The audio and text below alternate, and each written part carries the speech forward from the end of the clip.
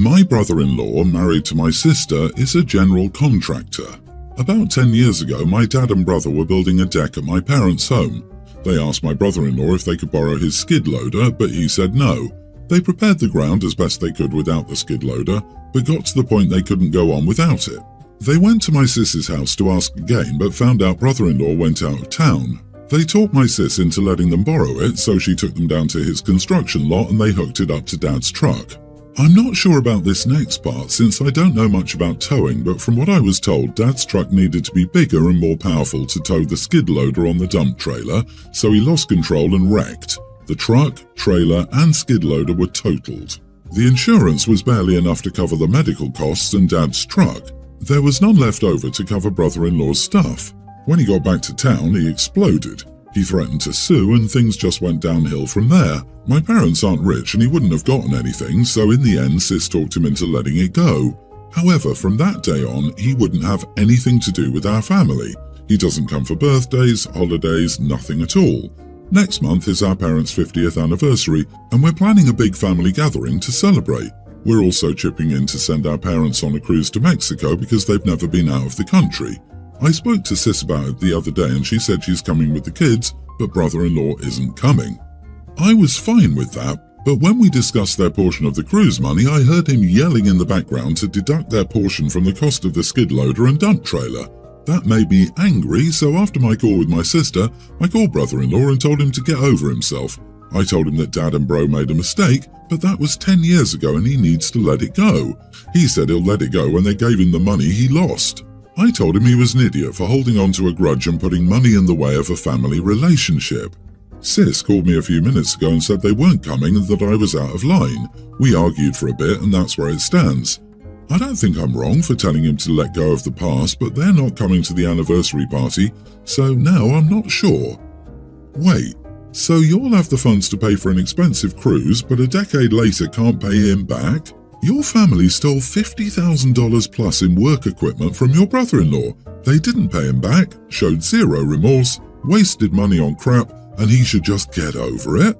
You and your family messed with his livelihood and clearly don't care how it's impacted him, so why should he want to be around you? Yep, they nicely washed their hands of their misdeed and haven't bothered paying a single cent back in 10 years.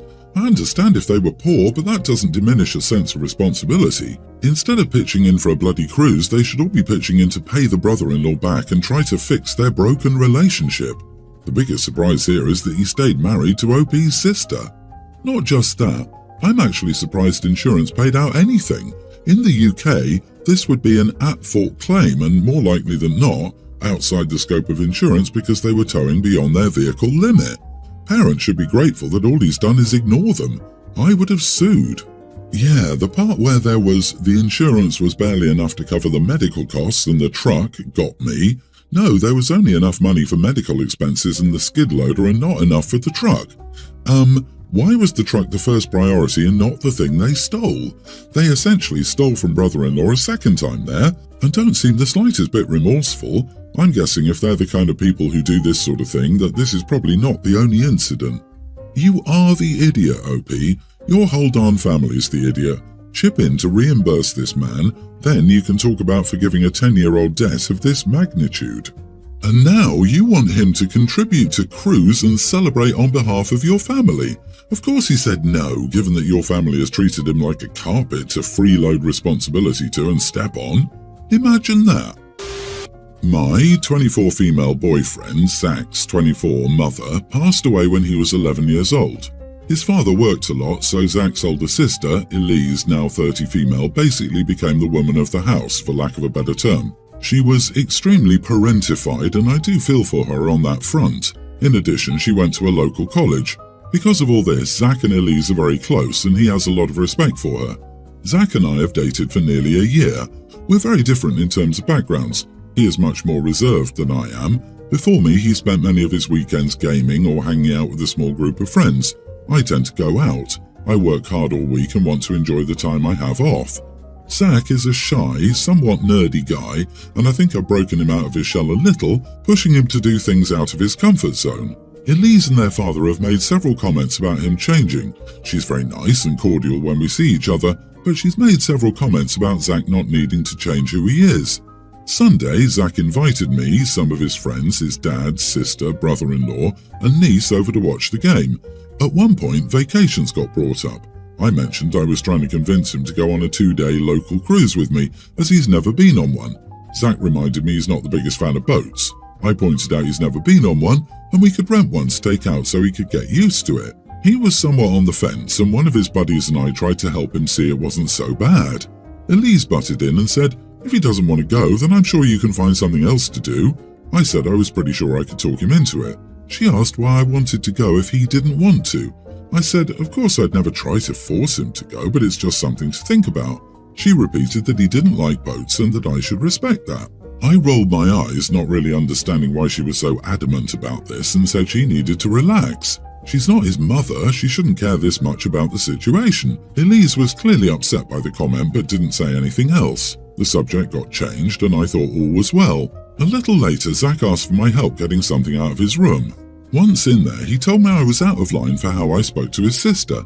I said she was the one that was getting up in our business. Zach said that I kept pushing it and got upset when I said, well, clearly she and your dad didn't push you enough to try new things. He said I was being disrespectful and needed to apologize to Elise. I laughed and said no, she needs to butt out. Zach finally asked me to leave. I did, aggravated. I really thought my friends would be on my side, but they said I crossed a line. Am I the idiot? You are the idiot.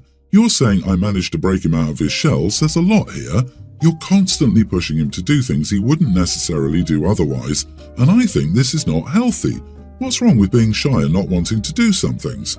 Your way isn't the only way. And you pushed him on this occasion too, and you were disrespectful to his sister.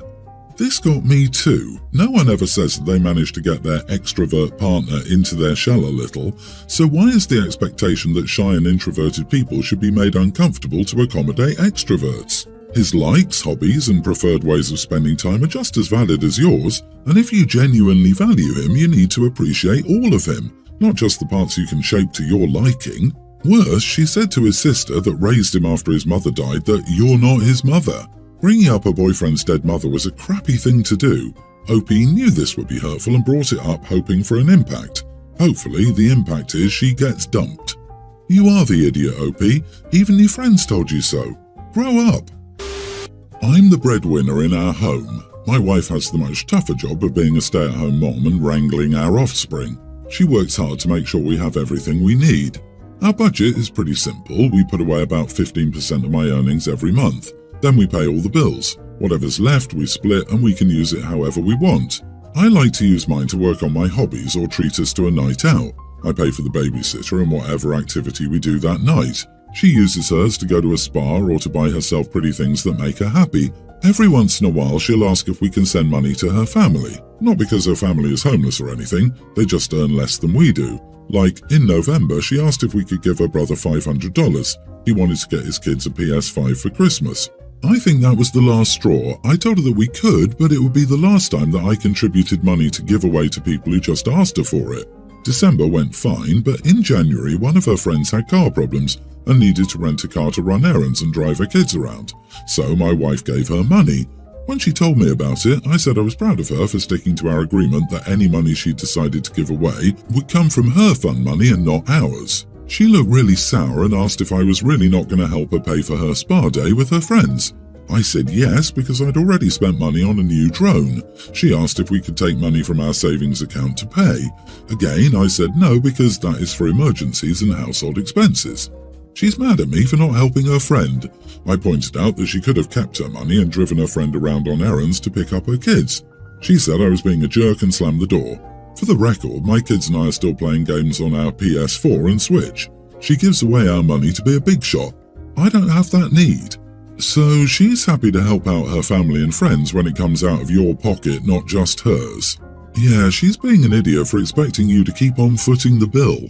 The fact that date nights come from your half makes this even worse. You're not an ATM, and she needs to learn to live within her means rather than supporting friends and family in that way.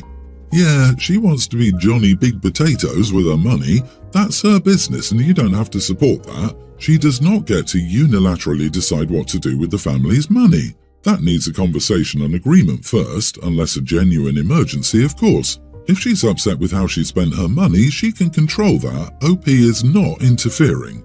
I think OP and people like you are uncharitable about why she would do this.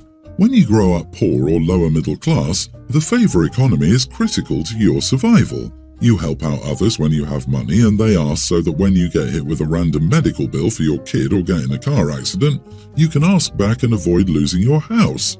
OP's wife is planning for the unexpected, where crap hits the fan and they need to rely on their community to avoid destitution. They should also define exactly what help is. A friend needs to rent a car or she loses her job. That's help. Someone wants to live beyond his means and buy a $500 gaming system. That's not help. The OP is not the idiot, but yeah, they need to have a frank discussion over what constitutes help, how much they can put in the help slush fund each month, why their emergency savings is not going to be used for Lady Bountiful spa days. Wanting a back rub isn't an emergency. I, female 19, am in my first year of college living with a roommate, Katie, female 19. Katie speaks 3 languages, English, German and Spanish, and she makes it her whole personality. Whenever I ask what she's watching something in another language, so obviously I can't watch it. She's always listening to music on her headphones, and when I tried to bond and listen to what she was listening to, it was in another language again and I couldn't stand it. Her friends all speak one of the languages she does. Whenever I hear them, I can't join the conversation because they mix everything, so I'm left out of their convo. The other day I saw a new book on her desk, a Portuguese course book. I asked her about this, and she said she's taking private Portuguese classes starting in February. I told her that she has to let it go, and that she needs to develop her personality because speaking a language isn't a personality trait, and she's just boring. She got really annoyed with me and told me that I was an idiot and to stop eavesdropping on her convos. I told her she was boring and had to fake her personality. Now she's not speaking to me. My friends are split, some agree with me and some agree with her. Who's the idiot here? Am I the idiot for telling the truth? You are the idiot. Jealousy is not a personality either. She has a personality. She has friends, interests and hobbies. Just because you don't like her music or can't keep up with her friends doesn't mean those things don't count. Your roommate has an interest and is engaging with it and with people who share that interest.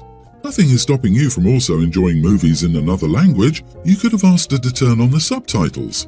Between the two of you, you sound like the boring one, to be honest. You're lurking around your roommate, judging her for having interests that don't involve you. You were needlessly nasty to her because you can't speak the same language as she does. One of you needs to work on her personality, but spoiler, it's not your roommate. Also super controlling. Why is OP critiquing her roommate's hobbies, friends and musical tastes and thinking she has a right to demand the changes? They're roommates, not life partners. This girl doesn't have to include OP in her conversations or movie nights. OP, maybe do some self-reflection because it sounds like you may be insecure and you're projecting that on your roommate. I'm getting married in a few months and we're about to send out invitations. My fiancé's side is done and we've worked out friends. The only thing left is my side. I thought I had everyone, but then I was reminded about my much older brother, Alex. Surprising because I thought everyone hated him. I was too young to remember him very much. Still, from what I remember and what people said for years after, he may have been the oldest, but there were no friends for him in the family and it was very mutual. They said he was troubled, overdramatic and couldn't make a good decision. There was never a day without an argument. Some of it may have involved some girl and many accusations were thrown around. He moved out at 18 when my sister and I were 4 and 8. After that he cut contact with us. Since everyone stopped talking about him a few years later, I figured it was the same for them, but one of my aunts was keeping tabs on him. As time went on, the older relatives softened. For a few years, they've all wanted to reconcile things with Alex. It's been slow going, but within 2 years, he's shown interest in coming out for a visit. Unfortunately, it hasn't worked out with the holidays, so now everyone really wants me to invite Alex to my wedding as a show of reconciliation to invite him back to the family, and so he can see everyone. I don't want to. I don't even know this guy and I don't want my wedding to turn into some prodigal son family reunion. My family says I can't possibly know what was happening back then. They've changed their story to everything, just personality differences and normal teenage behavior that was getting blown out of proportion on both sides because he was the oldest son and the family was very traditional. Everyone is begging me to do it. My family was even offering to pay the cost to have him and his wife there, even though they weren't thrilled about his wife. Still, now they're upping it to paying half of the catering cost if he's included. I still don't want to, but now my fiancé thinks I'm stubborn and should just suck it up for that much of a discount. Am I the idiot? Not the idiot, and absolutely not. I wouldn't want my wedding to turn into some long-lost relative who comes back to the family thing either. And what if it doesn't go well? Long-lost son returns is a dynamic that will overshadow the ceremony. You and your wife deserve to be the center of attention for this day. Just say no. He's had years to reconcile with his family. Why does your wedding have to be the venue? What if he decides he still hates everybody and shows his butt and makes a big scene? Not just no, but heck no. If the family is so determined to make this happen, let them plan, organize and pay for a family reunion, or a big dinner, or lunch for goodness sake. Not your wedding. If folks want to reconnect, they've got 364 other days this year to do it. Not at your wedding. All of this. OP, you could agree to have him come out after your wedding when people are still in town so it doesn't draw focus from you, but it's really your choice. Honestly, I'd be curious about meeting him if I were you. If he left at 18, he was a child when everyone blamed him for the falling out in your family. You don't know him. He's a stranger. He might be great or not. This could go horribly wrong and cause a rift for years. There are better ways to start out your married life.